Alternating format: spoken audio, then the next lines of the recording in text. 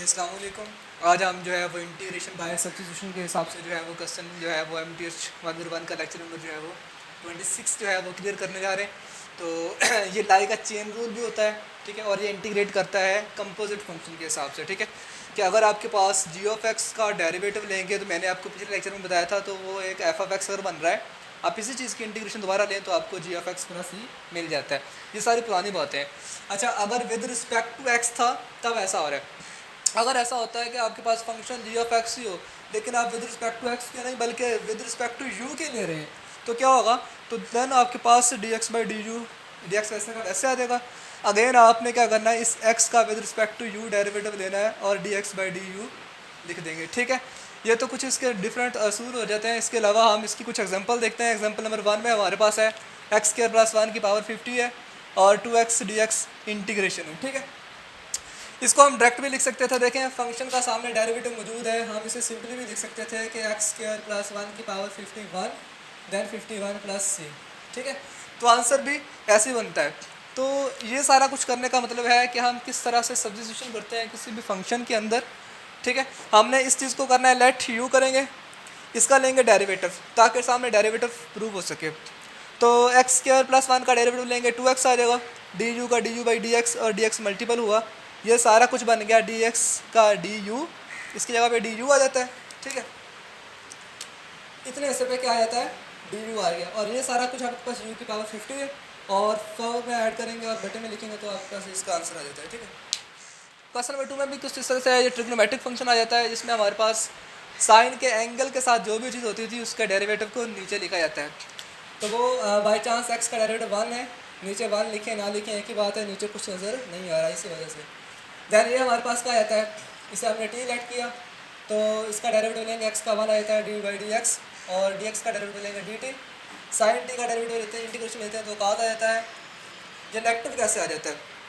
हाँ जी, इसकी साइन की जो इंटीग्रेशन होती है वो हमारे पास क्या होती है, माइनस के हिसाब से होती है, ठीक है। तो ये हमारे पास साइन का हमने डेरिवेटिव लिया, ठीक है। साइन की इंटीग्रेशन कॉज है, टी विद रिस्पेक्ट टू हमने देखा वो डी टी का डी टी था, ये माइनस जो है इस साइन की इंटीग्रेशन की वजह से आ रहा है, ठीक है। नेक्स्ट में था हमारे पास कि अगर फंक्शन में x प्लस 5 आ जाए, ठीक है, मतलब कि एंगल के अंदर 5x आ रहा हो तो क्या करेंगे, ये हमारे पास t है। या तो मैंने आपको बताया था कि अगर एंगल के अंदर जो भी आता है उसका डेरिवेटिव को आप बटे में लिखते हैं, ठीक है। तो इस केस में क्या होगा, ये सारा कुछ हमने t लेट किया है, इसका डेरिवेटिव लेंगे 5 D T by D x और डी एक्स इधर आके क्या आ जाएगा, मल्टीपल होगा और डी एक्स बराबर आ जाएगा 1/5 डी टी। तो जहाँ पे डी एक्स था हमने 1/5 डी टी पुट कर दिया, कॉस वैसे का वैसे 5 की जगह पे टी आ जाता है, देन ये बाहर आ जाता है, चूँकि कांस्टेंट चीज़ हमेशा इंटीग्रेशन से पहले आ जाती है और इसकी इंटीग्रेशन जो है वो पॉजिटिव का कॉज है, साइन होती है, जिसकी वजह से ये सारा वैसे लिख देता है। बाद में हमने टी की जगह पे उस वैल्यू को पुट कर दिया गया, ठीक है। अनदर डिफरेंट टाइप का क्वेश्चन ये है कि अगर आपके पास ट्रिग्नोमेट्रिक फंक्शन के ऊपर स्क्वायर आ जाता है, देन आप क्या करेंगे, आपने सिंपल फंक्शन को लेना है टी, ठीक है, इसका इंटीग्रेट करें, डेरिवेटिव लेंगे तो कॉज एक्स डी एक्स, ये डी एक्स इधर मल्टीपल हो जाता है, कॉज एक्स डी एक्स जो है उसकी जगह पे डी आ जाएगा, इसकी जगह पे आ जाता है डी टी, ये टी था स्क्वायर वैसे का वैसे, इंटीग्रेट करेंगे देन अगेन टी की जगह पे सब्स्टिट्यूशन कर दी जाएगी, ठीक है। देन हमारे पास जो है वो क्वेश्चन नंबर 3 आ जाता है, ठीक है, 5 क्वेश्चन आ जाता है यहाँ पे।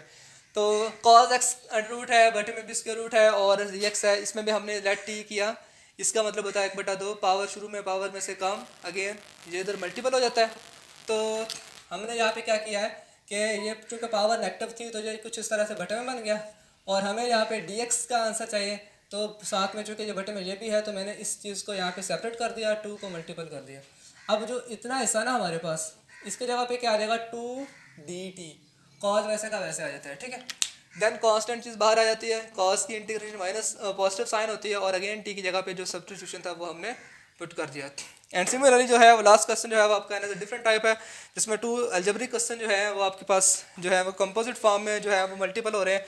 उसमें भी हमने कुछ यूँ किया है कि इस चीज़ को हमने लेट टी किया है, ठीक है, एक्स किया है और अगेन इसका हमने डेरिवेटिव लिया है, तो डी टी की पावर 4 और डी 2 हमने सेपरेट किया, इसके मध्य मुकाबले जो हमारे पास जो आंसर बना हमने उसको उसकी जगह पे पुट किया, जो कांस्टेंट चीज़ बाहर आ जाती है, इसका अगेन हमने पावर इंक्रीज़ किया 3/2, तो ये 3/2 का 2/3, 2 ऊपर और ये इससे 75 हो जाता है, ठीक है। तो इस तरह सब्स्टिट्यूशन बाद में एक्स की जगह पे कर दी गई है।